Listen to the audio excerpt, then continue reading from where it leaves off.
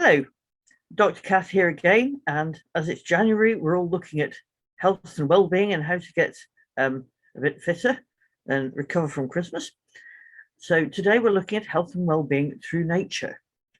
I think since the beginning of the COVID pandemic, we've all been very conscious of the fact that just getting outside and moving about and enjoying nature has really helped things like our mental health, our anxiety levels, and it's becoming quite a mainstream thing. Of course, nature cures aren't new. The Romans believed in it, in walking to health, and this went on right through to the 20th century when sanatoria like this one were used to treat patients with tuberculosis and other chronic illnesses, and they would put them out in cot beds on verandas with oilcloths over them to sleep in the cold, and followed water cures. Even Darwin followed a program of water therapy to try and cure something horrible he picked up in his foreign adventures. I don't know if it helped him very much, but he felt it did. But we don't have to do that. We don't have to go through all this stuff and all the ferocious enemies that used to insist on people having this sort of thing. Just being outside in nature can be enough to make you feel a whole lot better. It's an ecosystem service. It's one of those things nature gives to us, saving the National Health a lot of money on prescriptions and consultants and this sort of thing, just by making yourself well by being outside in nature. But what can it do for you? No, it helps your physical well-being. Exposure to nature contributes by reducing your blood pressure, your heart rate, your muscle tension, and the production of stress hormones.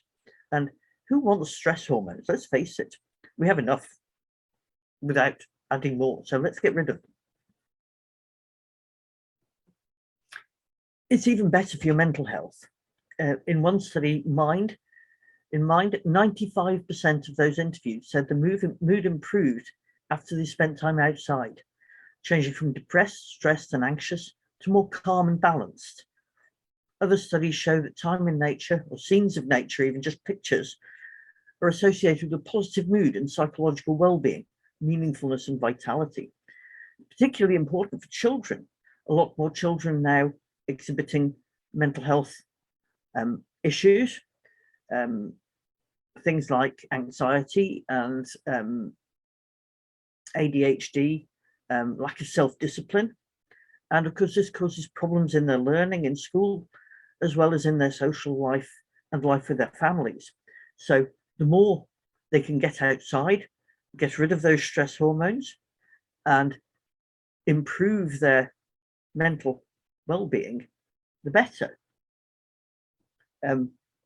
After my mother died, I spent a lot of time walking in the countryside, and if I felt at all down, I would just go out and walk and walk and walk, and it did help.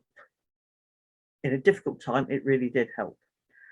Interestingly enough, you might have seen on the news recently, there was a pilot program of 50 teenagers in juvenile detention centres who were given iPads to watch nature programs. And this was thought that it would improve their behaviour and their mental issues. Unfortunately, they hacked them to access porn instead. So it just goes to show you can lead the horse to water, but that sort of thing. In 2009, the estimated cost of mental illnesses in England was as much as £105.2 billion. So you can see how much this doesn't only affect the individual, it also costs a lot of money. So if we can get a bit of help free from nature, we should do it. Nature helps us cope with pain. We're all programmed to find trees and plants and water and natural things engrossing. We have what Wilson describes as biophilia. We're programmed to love it. We came from it. Because of the absorption, we can be distracted from pain and discomfort. I know I've been in hospital a couple of times in the last few years, and in one hospital, when I was in Shrewsbury, there were views from huge windows looking out across Shrewsbury and into the countryside beyond.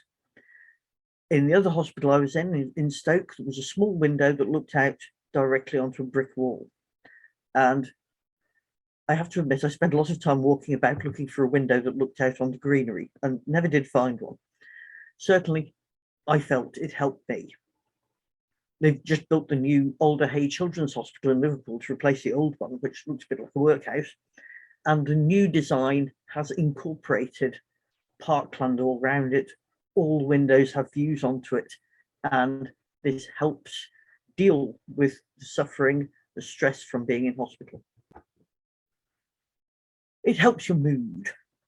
When you look at nature scenes, the parts of your brain associated with empathy and love light up.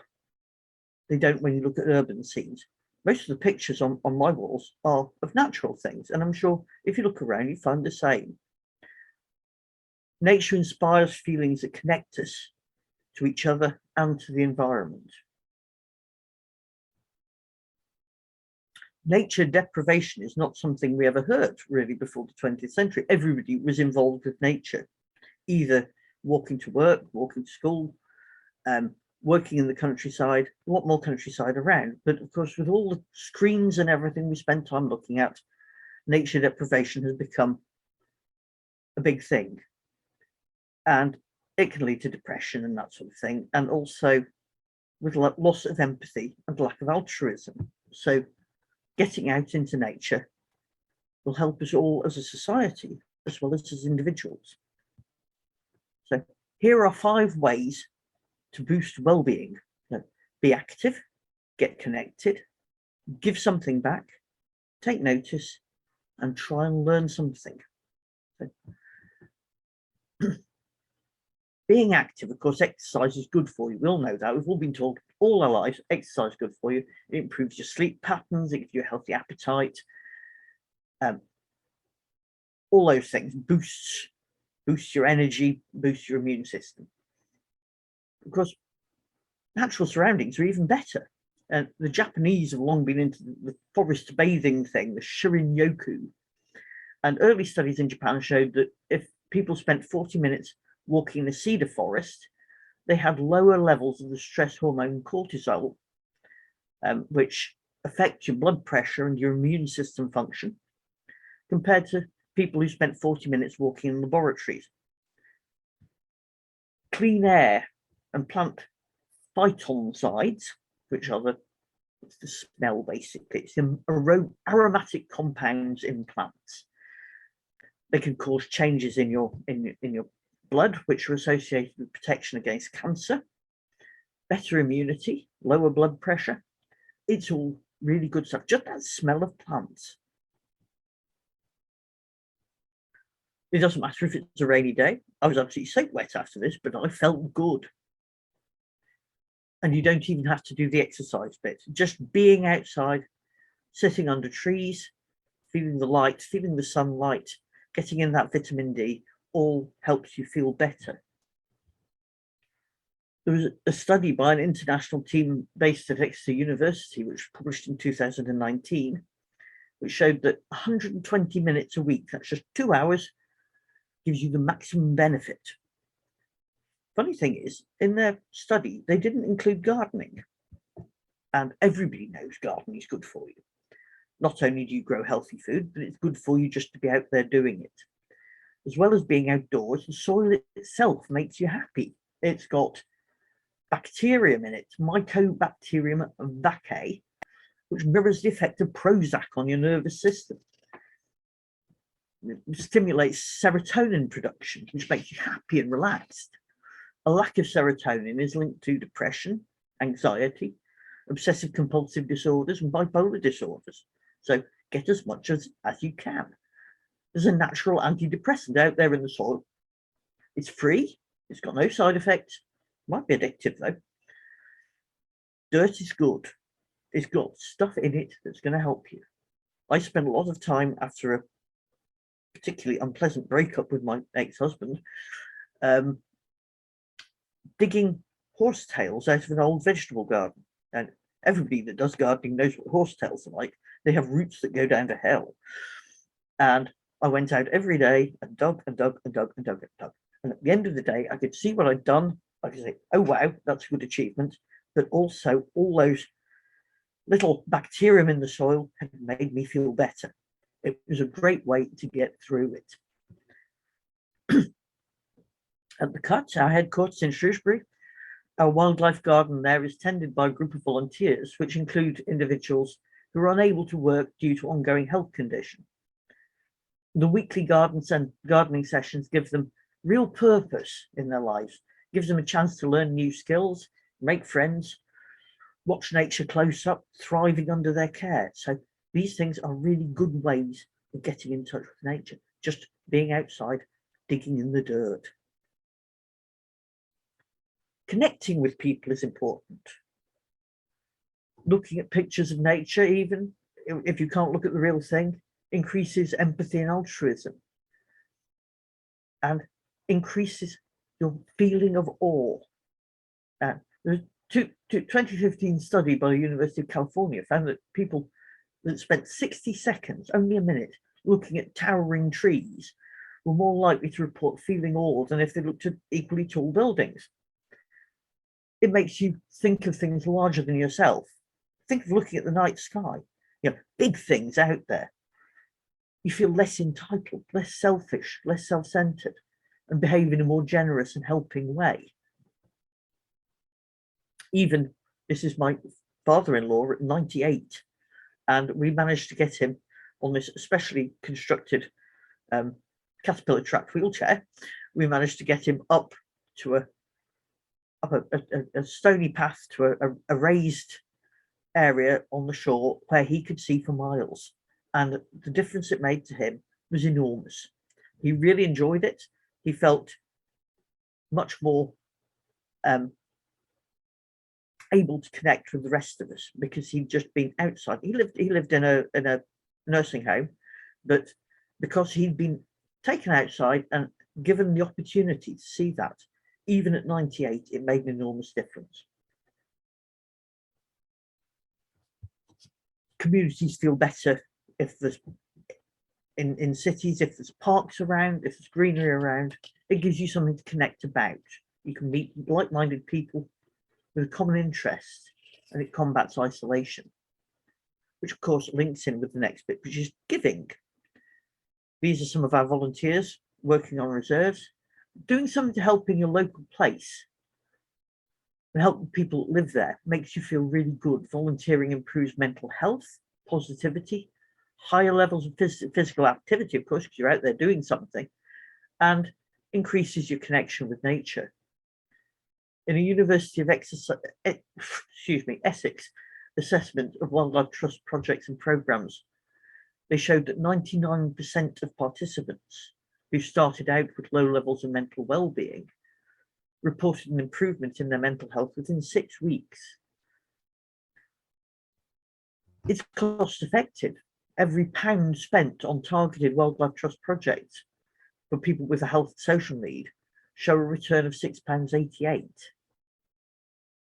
It's even greater for those attending general volunteering programs. These are our outdoor volunteers at Comley Quarry, and here at Melverley Reserve clearing, they were crown lifting trees and burning the brash and working on the hedges. These sort of things, you get the return is as much as £8.50 for every £1 spent on it. So you can see how it's benefiting everybody. It's benefiting the health services, it's benefiting the people who are doing the volunteering, it's benefiting society in general. People participating in it reported feeling an increased feelings of pride, feeling like valued members of society, and increased awareness in the importance of nature. So you don't even have to go and volunteer somewhere and do it. You can do something on your own. Take out a litter picker and a plastic bag and pick up litter in your local green areas. And you might encourage other people to come and join in. You can meet people this way. It's a stop and have a chat with somebody walking their dog. It's a great way of combating isolation, which of course is something we've all felt a lot more since the COVID pandemic started. Isolation is a dreadful thing. Take notice of nature. Stop and look. See the everyday wildness right on your doorstep. Switch off your mobile. Leave it behind unless you're going somewhere dangerous. Good idea to take it then. But switch it off and engage with nature to allow it to work on you. Notice what's around you, the small things as well as the big things. Tiny little things can be really, really pretty. Focus on those. Indulge all your senses. Sense of feeling. This is me with a very large earthworm. Paddling in the sea. Feel the sand under your feet and the waves on your ankles. All these ways connect you. Listen to things. Bird song really relaxes you. It really helps drop off all those tensions, takes you outside of yourself. Do something silly. Play is rejuvenating. Playing outdoors is even better. This was a piece of cut off branch spotted. Makes a toy. Piles of stones on the beach, great fun. Who can make the tallest one? You know, you can do paddling as well. Build your stone piles on the beach. Think about indoor activities you could do outside. You could do your cooking outdoors. Great fun. We do it all the time. It's lovely. You'd pod your peas on the garden bench. Read your work documents on a park bench under a tree. Take your school textbooks out. Anything just to get you outside. And lots of things you can. I mean, if you should see me ironing in the garden in the summer. People passing by do get a bit of a laugh at it, but I'm outdoors.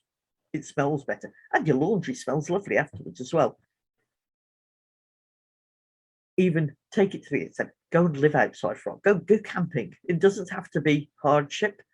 It can be as luxurious as you want it, but get out there. Learn something. Try something new outdoors. Find a way of engaging that suits you, suits your level of fitness. I mean, I know we can't all go and hike up mountains. We can't necessarily do the same things we did when we were kids. Or maybe because you've got children, you can't do the things you did before you had children. But change what you do if you have to. Do something you enjoy, so you'll keep on doing it.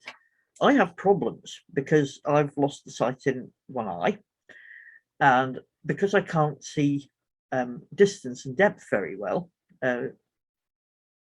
I have trouble walking down steep slopes and this sort of thing. But I'm lucky. I have a supportive husband.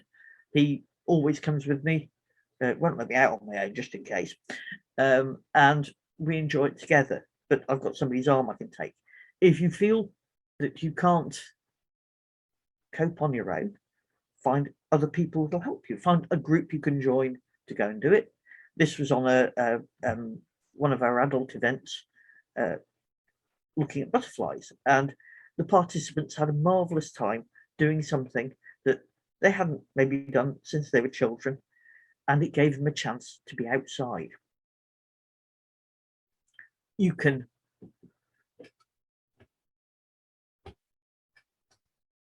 learning things is learning new things is good for your brain. It wards off Alzheimer's and these sort of things, as well as improving your mental well-being. So this is another of our events, this one out at Melville Meadows near Whitchurch, and we went and looked at the wildflowers there. And again, everybody had a lovely time.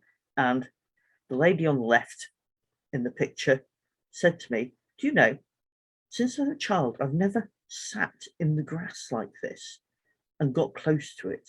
And it made her feel young again. It made her feel good. It was like having a picnic. It was wonderful. You could try some outdoor sports like fishing, gets you out in some lovely places. Maybe canoeing. anything that gets you outside. Go out hunting for fungi, or join a group walk and learn something new. It affects all parts of your life. It improves your focus. It'll improve your work performance. It'll improve your family life. Get out together, notice something together, and bond. You might have heard the stuff about green social prescribing. And since the outbreak of COVID-19, the National Health Service has a long-term plan to expand the number of social prescribing link workers in primary care. So by now, your local GP surgery should have one. And social prescribing and community-based support allows GPs and other health and care practitioners and local agencies to refer people to a link worker who can support individuals and focus on what matters to the individuals. And in some cases, it might be green social prescribing, which links them with nature-based interventions like local walking groups, volunteering schemes, city farms, all these sort of things to get people out and involved in nature. Shropshire Wildlife Trust have the Feed the Birds project, which links volunteers with people who feel isolated in their own home because of age-related or health-related or mental health issues, and it's very successful. It's somebody goes in and visits them, chats to them, fills up the bird feeders, talks about the birds. Their notice gives them something to notice outside, something to take them out of what they're suffering, what they're feeling, and they can focus on something new. So it really works. And we have clients referred by these link workers in doctors' surgeries and charities that suggest people to us that might benefit. There's also, and of course, the gardening project at the Cut, and we have volunteers helping on all our reserves, over 40 reserves around Shropshire, and great places to go, but great places to go and volunteer as well. So we're constantly looking for other local ideas that branches, perhaps local branches, could set up projects that green social prescribing could link to. So if you have any good ideas, do let us know. So let's raise a glass to the healing power of nature and get out there, get some vitamin N, and improve your own health. Even if you think, I don't have health issues, most mental health issues are undiagnosed. Even if you're just feeling a bit low, it's really worth it. Give it a try. Go out there, have a look at those tiny bugs or those great big mountains or the night sky or any of those things and get connected. One of the best ways to connect yourself to nature, here we go again. One of the best ways to connect yourself to nature is to become a member of Shropshire Wildlife Trust. The effects of the nature you're out in are increased by it being high quality, high biodiversity nature. So the better condition nature is in, the more it can do to us, more it can do for us. So by looking after nature, we can look after ourselves. Think of those over 40 reserves. They all give somebody somewhere to go to get out in nature and enjoy it. And you'll have one near to you. So give us a hand, sign up. For the cost of one packet of calms, you could have a whole month's family membership of Shropshire Wildlife Trust. It's actually cheaper. So join up, keep all these natural places in good condition, in good quality, to make all the difference to our health. Thank you very much.